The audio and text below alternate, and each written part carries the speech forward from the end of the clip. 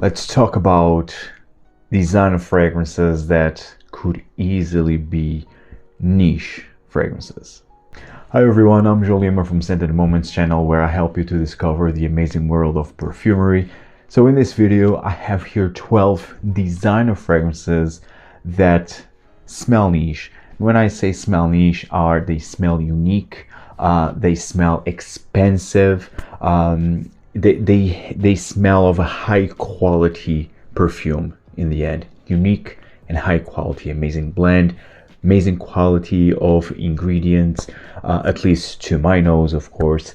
And so these are 12 fragrances that you should definitely check out. So I will not mention them in a specific order. I will just mentioning them randomly, but I have here again 12 designer fragrances. Some are more easy to find than others, but I did my best to just choose designer fragrances that are still available out there. Now, again, some might be more easy to find than others, so take that in consideration. So the first fragrance that I want to mention, it's from the house of Lalique, and no, this time is not from the Encre Noire line, which, I mean, it could easily be here. Any of those Encre Noire fragrances could be featured in here. Those are some of the best vetiver fragrances out there, especially for the price in the gray market. But I want to talk about this specifically because it's very underrated. It is Hommage à l'Homme Voyageur. I have also the original Hommage à l'Homme, which is very different from this one. The original, it's all about violet leaves, and it's a bit spicy and sparkly at the same time. It's more like a daily wear type of fragrance, and it's a transparent bottle, equally like this one, but transparent. This one is a bit darker, so this is a heavy dose. This has a heavy dose of cardamom, a hint of bergamot, papyrus, patchouli. And also has some resin elements, and sweet resins elements in here. Amazing fragrance, very unique in my opinion, and dry. It has like a fresh, dry feel with a heavy dose of a sensual, warming cardamom with this dry, pasty like papyrus with patchouli. I mean, it's a fantastic scent, very unique, very sensual, very mysterious in my opinion, and it leans more into the masculine side. But I mean, if you're a woman, if you love these type of fragrances, please just check this fragrance out. But again, this is a very underrated fragrance from the house of Lalique. High quality scent in my opinion. It's Hommage à l'Homme Voyageur. The next fragrance from the house of Bottega Veneta. Bottega Veneta pour Homme, the original. The other two, they had an Eau Extrême and the Parfum. Those two are discontinued, and now you just have this one, Bottega Veneta pour Homme, and it's actually the only one that I have in my collection. I really like the bottle presentation. I love the details in the cap here, and also here, this leather wrap in here.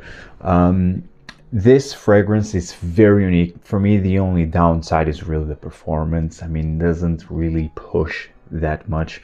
It doesn't even also last that much. I mean, we are talking about 5 hours max, and that's it. But nonetheless, this is a high quality fragrance. This is like a fresh pine forest, a bit incensey and leathery. So you have pine trees in here, or pine needles. You have juniper, then you have leather, you have patchouli, you have resins, a bit of incense in here. I don't know if incense is, don't remember if it's featured as an official note, but definitely has like an incensey feel, like a cold incense. Yeah, with this fresh foresty nuance. I absolutely love this.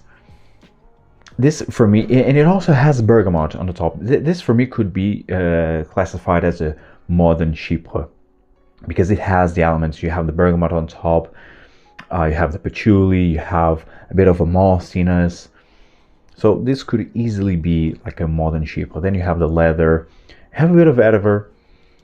It's wonderful. It's a wonderful perfume. Just sad that the performance isn't great, but while this lasts, it's really fantastic. It's Bottega Veneta pour Homme. Next fragrance is from the house of Gucci, and it is Gucci Intense Oud. I love this fragrance. This for me is the best designer oud fragrance. I'm saying oud because I doubt that this has real oud in here, but well, I don't know. I can't really say that this has or doesn't have real oud, but for me this is all about incense, balsams, and resins. This is a full, dark, sensual, mysterious fragrance that it's just to die for. I absolutely love this one. Again, the best in this genre, in the mainstream. You have also Boss Bottled Intense, or Boss Bottled Oud, I think that's the name, which I also have. I really do like that fragrance, but I love this one a bit more. Actually, Gucci had another one. I think it was Gucci Guilty. It was in the Gucci Guilty line, also an oud, but I think that one was really discontinued, or this is very hard to find. This one is still available mostly in the online discounters, but it's available, so you can still purchase this one. And if you love fragrances like Nasomatto, what's the name, Black Afghano, I think you will love this one. This is a more refined, more elegant version of Black Afghano. If you like fragrances like also Laudano Nero by Tiziana Trenzi, although it's a bit different because Laudano Nero is very thick and dense and rich, and this one again more refined. The resins are here, but are not as intense as in Laudano Nero or even in Black Afghano. I think this is really the most refined, most elegant, and most sensual out of those that I already mentioned. Amazing fragrance right here. Definitely could be a niche fragrance. Well, the two fragrances that I mentioned, they are niche fragrances, so I'm comparing this to niche fragrances, so I think that also says a lot about the quality and the uniqueness of this fragrance. Is Gucci Intense Oud. Next fragrance, this is a classic, but it's still available out there, from the house of Rochas Femme. Absolutely love this one. This is a chypre fragrance, and this is one of my favorite chypre fragrances. So you have apricot, you have plum, peach, although you have lots of fruits in here, but the most prominent is plum, a very juicy plum with ambers, with bergamot, with patchouli, you have so many notes in here, so many notes. So this is like a fruity oriental chypre fragrance. Absolutely love it. High quality fragrance, and this for me is a cheapie. This is a 100 ml bottle size. I purchased this one at the online discounter, and I paid 29 euros. So that cheap, brand new 100 ml bottle like this, which is also very beautiful. Beautiful bottle presentation right here, and high quality fragrance. This doesn't smell dated. This doesn't smell obnoxious or overly challenging. No, this is a symphony. You have the fruity nuances, you have the patchouli, the mossiness, the floral aspects of rose, jasmine, even a bit of ylang ylang, although I don't really like ylang ylang. It's my least floral note, but here, blending with other ingredients, I think it just works wonderfully. This is a perfect symphony. I absolutely love this one, and it's one of the best chypres out there. Is Rochas Femme. Next fragrance is from the house of Cartier, and it is Mousse de Cartier Parfum. This is probably the hardest fragrance to get out of all of these that I have of this selection. But I needed to feature this one. This was one of my favorite discoveries of last year, and well, for a reason. This is a huge dose of galbanum. So you have galbanum, you have orange, and you also like mandarin orange. You also have a big dose of vanilla and rose. Wow, what a fragrance this is. Yeah, immediately orange, like orange peel even. Huge dose of labdanum, galbanum, and vanilla, rose, and musk. Beautiful fragrance. And this is marketed to women, but this is a unisex fragrance. If you love galbanum, if you love fragrances like Chanel No. 19, Dior de Parfum especially, or even the Parfum more concentrated galbanum note, I mean, check this one out. This is a beauty. High quality fragrance, very long lasting. After all, this is a Parfum concentration, and it's just magical. Check this one out. Mousse de Cartier Parfum.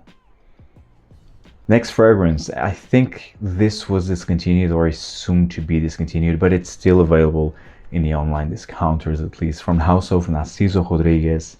For him, the original Eau de Toilette, created by Francis Courtin, and this is a very unique fragrance. You have musk, woods, and floral nuances. So here you have violets, a huge dose of violet, you have a touch of iris, lots of musk, amber, and patchouli. Wow. Yeah, this is a very unique fragrance. A lot of people compare this to like a wet cement feel, and I get that image, but it smells a bit better than that. Yes, you have this mineral wetness, but this is, to an extent, this is quite sensual, I would say, because of the musk. And Narciso Rodriguez does musk like any other brand. They are known for their musk accord, and I just love it. I absolutely love this fragrance. It just works, especially in a rainy day. Yes, it works. Yeah, I love the violet in here, the touch of iris that gives a bit of a sensuality, and it's it's a delicate touch. It adds a delicate touch to this fragrance, because in the end this is a masculine, strong fragrance, but with still a delicate side. I really love this one. One of the best creations of Francis Courtin, actually, and in one of the best fragrances from this brand, Narciso Rodriguez, is for him Eau de Toilette. Next fragrance from the house of Loewe, Siete Anonimo. Now this is the older bottle presentation. Now you have just a regular rectangular bottle, and they actually reshaped their entire fragrance collection into those bottles. But in terms of smell, I think it's the same. I briefly smelled the newer ones, and they still smell the same. I mean, I don't know in terms of performance if they don't last as much, but at least in terms of smell itself, still smells the same, fortunately. This is such an underrated fragrance. So this is all about resins again. Very resinous and leathery. So you have frankincense, you have elemi resin, you have vanilla, you have leather, you have patchouli. It's a very heavy, dense, dark, thick fragrance, and I absolutely love this. This is an Eau de Parfum concentration, and it's a high quality fragrance. Very unique. Although you have these dark, heavy, resinous nuances that you can easily find in several niche fragrances, but this doesn't smell like any specific fragrance, at least not to my nose. I can't really pinpoint a fragrance that this would be smelling like anything else. So I absolutely love this very unique, high quality fragrance. Like Loewe fragrances, they are usually high quality fragrances and also quite unique. This one, if you want designer, but the high quality designer fragrances with these qualities, resins, leather, earthy, dark, huge and thick perfume, just check this one out. It's Loewe Siete Anonimo. Next fragrance from the house of Bvlgari Man in Black, the original. I really love this one, and it's been a while since I featured this fragrance. I also have the Black Orient, but that one is discontinued, hard to find. I wanted to feature maybe Haute Noir, but I already talked about that. There is also Bvlgari pour Homme Soir, also a bit hard to find. I mean, still available, hard to find still. And this one, I think it's still the one that it's readily available. So I just wanted to feature this one, and also because it's been a while since I featured Man in Black. So this kind of resembles of the original Spice Bomb by Viktor and Rolf, but to me this is better than Spice Bomb. Spice Bomb actually was created by Olivia Polch, which is now the in-house parfumeur of Chanel, but at least when I tried Spice Bomb, I find it also always very sweet to my nose, and this one cuts the sweetness because of the leather. So this has pepper, very peppery, like pink pepper, black pepper, but then you have rum in here and leather, of course. This is a boozy, spicy, leathery scent. It's more mature, not as playful as a Spice Bomb, the original, but I think this is more complex, not as sweet, and it's more bold, and it's a statement type of fragrance, and you will definitely be noticed while wearing this one. This is a fantastic scent, although it shares some resemblance with the Spice Bomb because of the pepperiness, but I still think this is a fragrance in its own because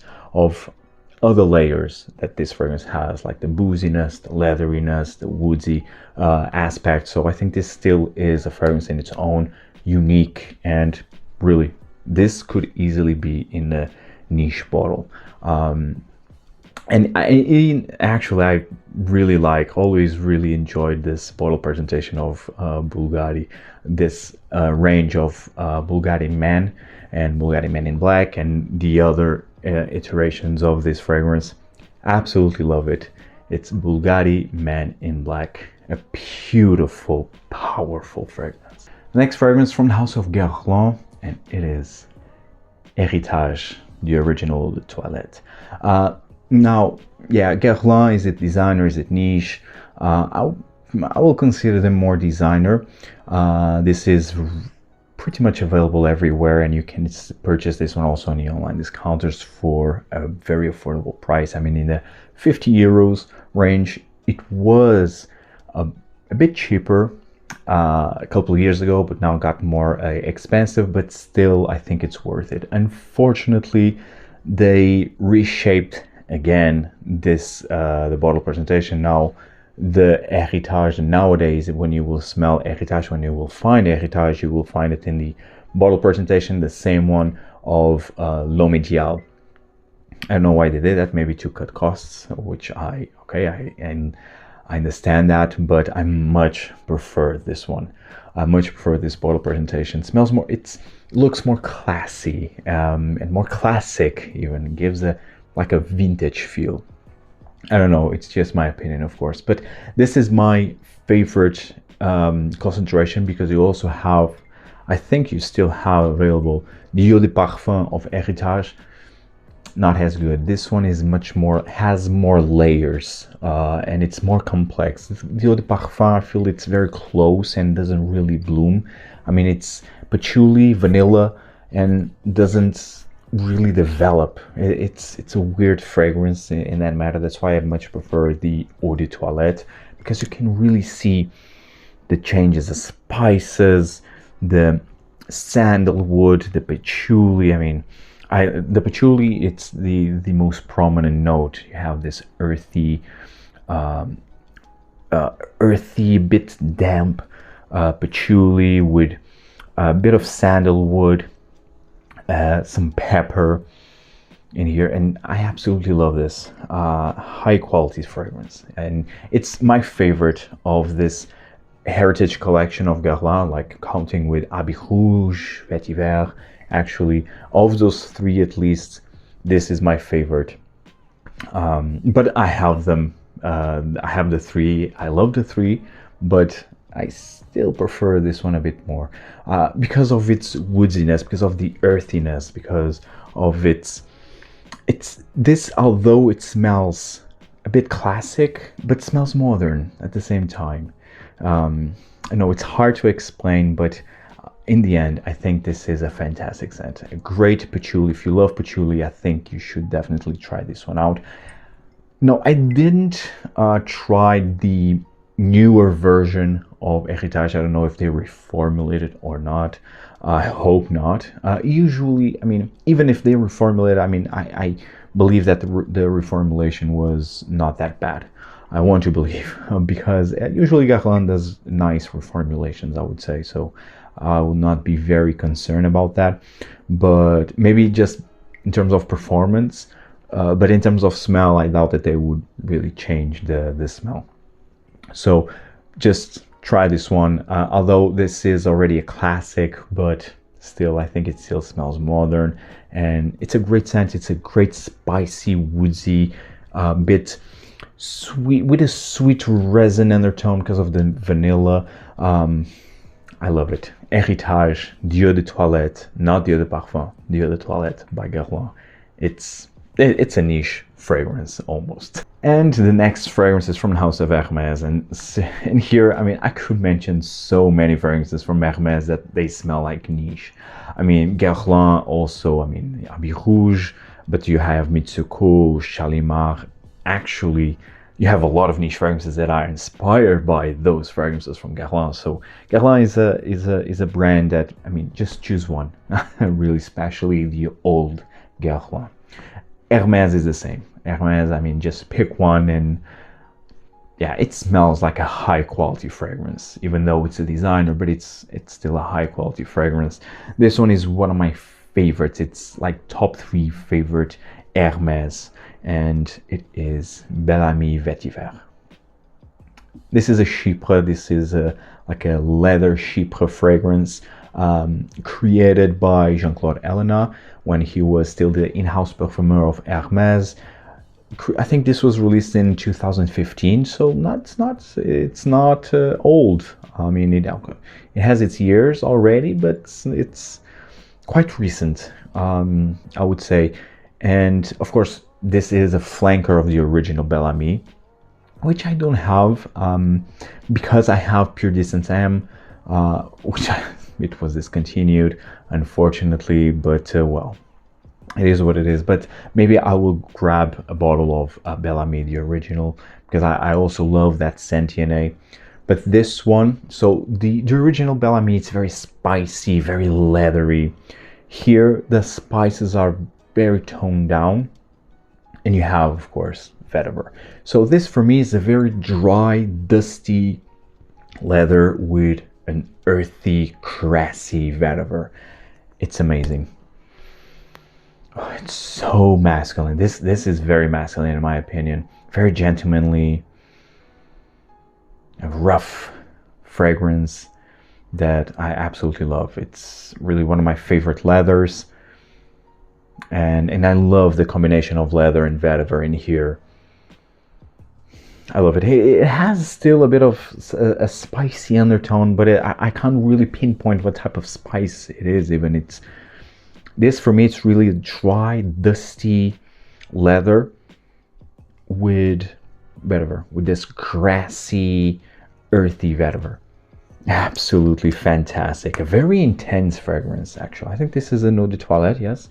Eau de toilette, but this actually performs like eau de parfum because it has a huge lasting power, which I actually do appreciate. Actually, it's one of the few Hermès fragrances that I have that really lasts the entire day. So yeah, I appreciate that one. That's also one of the reasons why. But the main reason is why I love this fragrance is of its smell. It's beautiful. It's fantastic, and it's very unique. You will not find any fragrance that will smell like this. It's Bel Ami Vetiver by Hermès.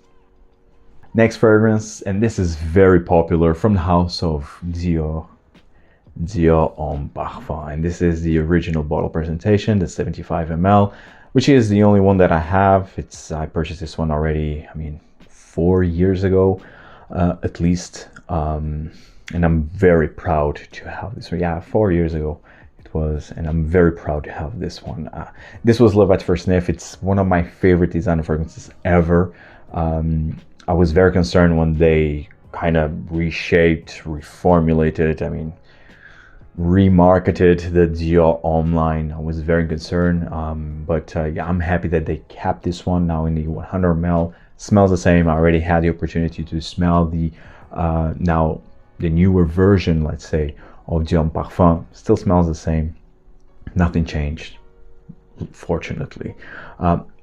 I think this is a bit harder to find, depending on where you're living in, but at least here in Europe, it's available. You can purchase this one easily, so that's why I'm featuring this one. And I'm featuring this one. I could also feature, Dior Homme, Dior Intense, even Fahrenheit, which actually I don't have. I think it's a big gap in my collection. I don't have the original Fahrenheit.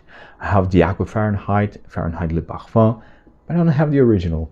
But I could also mention Eau Sauvage Parfum, and I have the 2012 formulation, although 2017 formulation of Eau Sauvage Parfum, it's also fantastic. So yeah, I could have mentioned other fragrances from Dior, from their more mainstream collection they smell like niche, they smell expensive, well blended, unique when they were released. But I ended up with this one because I have a closer connect. It's this one and even Dior Homme, but I wanted to, especially this one, because I love the intensity, the thickness, the richness of this fragrance. This is iris, rose, leather, sandalwood done to perfection. It's simply fantastic. Never smelled anything like this before, and to this day, never smelled any fragrance that smells like this. It's a very unique scent, very thick and dense, dark. But because of the iris, because of this slightly lipsticky iris, you have also a delicate nuance in here. I absolutely love it. It's so intense and so enveloping.